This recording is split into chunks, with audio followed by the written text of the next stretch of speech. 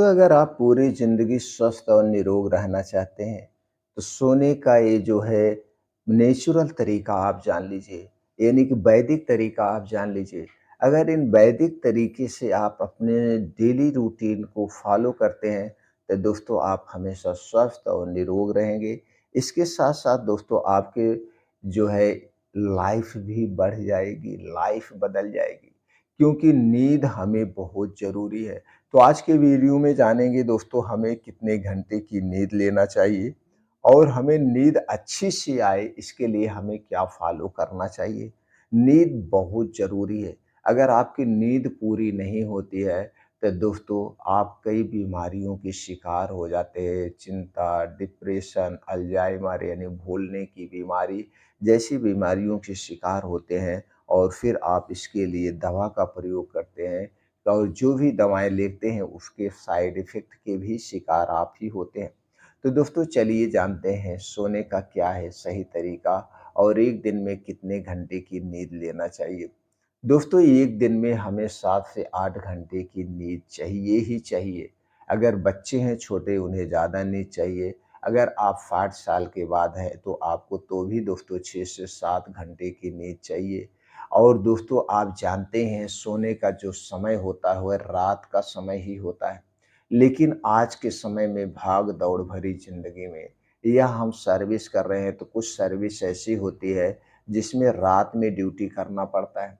तो जब आप रात में ड्यूटी करते हैं तो दिन में सोते हैं। तो दोस्तों दिन में उतने सही से आप नहीं सो पाएँगे, बीच-बीच में डिस्टर्ब होंगे, चाहे ऑफ़िस का फ़ोन आ जाएगा जहाँ आप काम करते हैं या घर में कोई मेहमान आ जाएगा तो भी आप जगेंगे, फिर सोएँगे, जगेंगे, तो सही से नींद नहीं हो पाती है। और जब नींद नहीं पूरी होती है तो आप डिप्रेशन के शिकार होते हैं, कई तरह की बीमारियाँ आपको घेर लेती हैं। तो चलिए ये तो उनके लिए समस्या हो गई, उनके लिए मजबूरियाँ हो गई, उसे फ़ॉलो करना है। तो दोस्तों जिनको ड्यूटी रात में नहीं करना है, वो लोग भी देखते हैं वो सोने का सही तरीका नहीं अपनाते हैं। तो चलिए जानते हैं तरीका क्या होना चाहिए। देखिए दोस्तों आयुर्वेद में ये कहा गया है या वैसे भी जान लीजिए प्रकृति का एक चेंजिंग का समय होता है। जैसे 12 घंटे दिन, 12 घंटे रात। जैसे सूर्योदय के बाद आपको जम के मेहनत करना चाहिए, काम करना चाहिए और जैसे सूर्यास्त हो जाता है, तो सूर्यास्त का मतलब पूर्ण रूप से आराम। पूर्ण रूप से आराम का मतलब शारीरिक रूप से, मानसिक रूप से दोनों तरफ से आराम होना चाहिए। तो दोनों तरफ से जब आप अपने शरीर को आराम देते हैं तभी अच्छी सी नींद आती है। तो शारीरिक और मानसिक रूप से तो शारीरिक रूप से दोस्तों आप क्या होता है, शारीरिक रूप का मतलब ये हुआ कि जो हम देर रात खाना खाते हैं, यानी कितने घरों में दोस्तों 9 बजे से 1 बजे के बीच खाना खाया जाता है। तो जब आप 9 बजे से 1 बजे के बीच खाना खाएँगे तो ये खाना दोस्तों ठीक से पचता नहीं है। तब आप शारीरिक रूप से नहीं सो रहे हैं, तब ये आपके जो शरीर के अंदर के ऑर्गन है, लीवर, किडनी ये जितने भी ऑर्गन हैं, इस खाने को पचाने में लगे रहेंगे। आप तो ऊपर मानसिक रूप से सो जाएँगे, आप लेटे हैं, आपको लग रहा है आप सो रहे हैं, लेकिन शारीरिक रूप से आप नहीं सो रहे हैं, शरीर के सारे ऑर्गन काम कर रहे हैं। और जब आप सुबह उठते हैं, सुबह उठने के बाद भी आपके कुछ न कुछ खाते-पीते रहते हैं, तो जो आपका शरीर हो गया, ख़ास करके अंदर का ऑर्गन, ये तो दिन-रात काम कर रहा है। तो जब ये दिन-रात काम करेगा तो आप जल्दी से बूढ़ा होंगे। जैसे दोस्तों गाड़ी है, गाड़ी जब दिन-रात चलेगी, तो दोस्तों जब वो दिन-रात चलेगी, तो वो ज़्यादा उसके पार्ट घिसेंगे, ज़्यादा पार्ट घिसेंगे और वो जल्दी से खराब होने के चांसेज़ रहते हैं।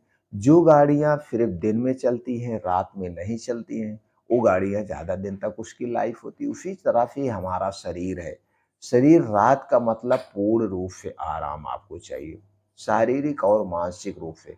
इसके लिए आपको क्या फ़ॉलो करना पड़ेगा?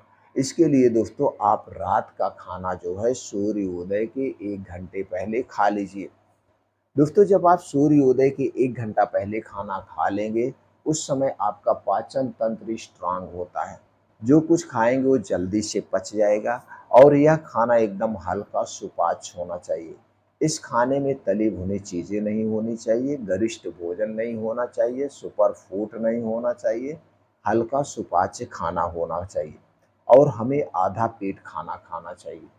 तो जब आप हल्का सुपाच्य और आधा पेट खाना खाएँगे, तो यह खाना 2 से 3 घंटे में पच जाएगा। मान लीजिए खाना आपने 6 बजे खाया है। मान लीजिए खाना आपने 6 बजे खाया है और 9-10 बजे आप सोने चले ही जाइए, लेटेस्ट 10 बजे, नहीं तो सोने का जो उचित समय है 9 बजे तक। तो दोस्तों जब आप 10 बजे तक सोने जाएँगे, खाना आपने आधा पेट 6 बजे खाया है, 4 घंटे में यह खाना पूर्ण रूप से पच जाएगा। यह खाना पूर्ण रूप से आपका पच गया है। अब आप जब सोने जाएँगे तो यहाँ पे आप शारीरिक और मानसिक रूप से सो रहे हैं। अब आपके शरीर के जो अंदर के आर्गन हैं वो पूर्ण रूप से आराम करेंगे। तो जब 10 बजे आप सोने जाएँगे और आपको अब डर नहीं सताएगा, रात में पेट फूलने का डर नहीं सताएगा, रात में गैस एसिडिटी बनने का डर नहीं सताएगा, कोई डर नहीं आपको सताएगा। अब इसके बाद जब आप 10 बजे सोने जाएँगे और सुबह आपकी नींद 6 से 7 घंटे के बाद 4 से 5 बजे आपकी नींद ऑटोमैटिक खुल जाएगी। ऑटोमैटिक, चूँकि दोस्तों जब आप हल्का भोजन खाते हैं, पच जाता है तो आपकी नींद डिस्टर्ब नहीं होती। वहीं पे जब आप गरिष्ठ भोजन करते हैं, हैवी खाना खाते हैं, तो ये खाना गैस एसिडिटी बनाता है और आपकी नींद डिस्टर्ब बनाती है। इस करवट कभी लेते हैं, कभी वो करवट लेते हैं, वो अच्छी सी नींद नहीं आती है और कभी-कभी पेट भी फूल आता है। कभी-कभी दोस्तों बहुत ज़्यादा गैस एसिडिटी बनने के कारण हार्ट पे दबाव पड़ता है, बीपी भी बढ़ जाती है। बीपी बढ़ने से दोस्तों कई-कई अटैक भी आने के चांसेस हो जाते हैं। इसलिए हमें रात का खाना सूर्य डूबने के पहले खाना चाहिए। अब जब 5-6 बजे आप 4 बजे आपकी नींद खुल जाएगी, तुरंत उठ जाइए। उठने के बाद अगर आपको गैस एसिडिटी की शिकायत है, कब्ज़ की शिकायत है, तो 1 से 2 गिलास गुनगुना पानी पी लीजिए, जिससे आपका पेट साफ़ हो जाए। फिर अब आप निकल जाइए। अब 2 घंटे का समय आप दीजिए। अगर आप एक किसान हैं, तो आप डेली काम करते हैं, तो आपको बहुत ज़्यादा योगा एक्सरसाइज़ करने की ज़रूरत नहीं है। अगर आप किसान नहीं हैं, ऑफ़िशियल कोई काम कर रहे हैं या दुकान पे काम कर रहे हैं, तब दोस्तों आपको 2 घंटे का समय डेली अपने शरीर के लिए देना ही देना है। इस 2 घंटे में आप योगा करिए, तेज़ गति से मॉर्निंग वॉक करिए, खेल-कूद, जिस उम्र में आप हैं, उस उम्र में जो आप कर सकते हैं या जो आपको पसंद है, वो सारी चीज़ें करिए अपने शरीर की एक्टिविटी बढ़ाने के लिए, शरीर को मजबूत बनाने के लिए। दोस्तों आपको करना ही करना है। तो 5 बजे से 7 बजे 2 घंटे जम के करिए, 2 घंटे के बाद अपना घर आइए, यानी 7-8 बजे जो कुछ आप खाते-पीते हैं, जो अपने खाने-पीने का जो रूट आप बनाए हैं, उस रूट के अनुसार आप खाइए-पीजिए और लास्ट में दोस्तों 10 बजे आप खाना खाइए। 10 बजे जब आप खाना खाएँगे दिन में, शाम को कितने बजे आपने खाना खाया था? 6 बजे।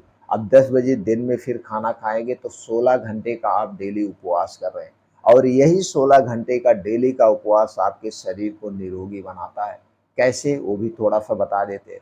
दोस्तों जब आप 16 घंटे का डेली उपवास करते हैं तो उपवास के कंडीशन में शरीर का टेम्परेचर कम होता है और जब शरीर का टेम्परेचर कम होता है तो शरीर अपने आप अपनी बीमारी को ठीक करने लगता है। दूसरा फ़ायदा, जब दोस्तों आप जल्दी खाना खाते हैं तो यह खाना पच जाता है और पचने की वजह से आपको रात में जो बीमारियाँ होती हैं वो बीमारियाँ आपको नहीं होती हैं। जैसे रात में पेट का फूलना, गैस कब्ज़ एसिडिटी का होना, बीपी का बढ़ना, अटैक आना, पैरालिसिस का अटैक आना, ये सारी बीमारियाँ रात वाली आपको कभी नहीं होगी। तीसरा बड़ा फ़ायदा, आपके शरीर को समय मिलता है अपने आप को डिटॉक्सिफ़ाई करने का, तो आपका शरीर अपने आप को डिटॉक्सिफ़ाई कर लेता है, अच्छी सी नींद आती है। इसलिए दोस्तों इस सोने का जो तरीका है सबसे बेस्ट तरीका है, ये तरीका आप अपना लीजिए, आप बहुत सारी बीमारियों से दूर हो जाएँगे।